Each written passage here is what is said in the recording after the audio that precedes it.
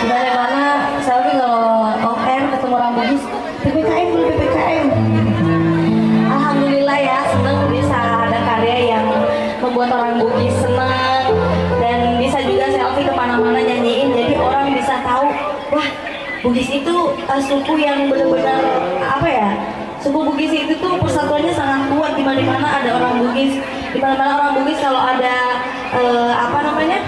Pasti disupport, sama-sama support. Tepuk tangan dong buat orang Bugis. Yeah. Apalagi ada komunitas yang namanya KKSS, Kerukunan Keluarga Sulawesi Selatan. Di sini ada KKSS nggak di sini? Ada yang masuk KKSS? Belum ada? Nggak ada. Oke, sebagai tembang berikutnya satu lagu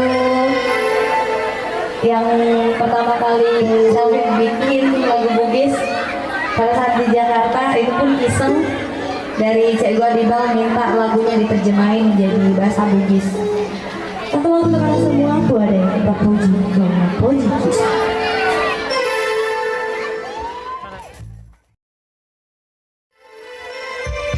Tangannya boleh di atas semuanya. Yang di atas juga bisa. Yang di samping sini Ibu Haji. Bapelan Ibu Haji, lolok di perdana lah.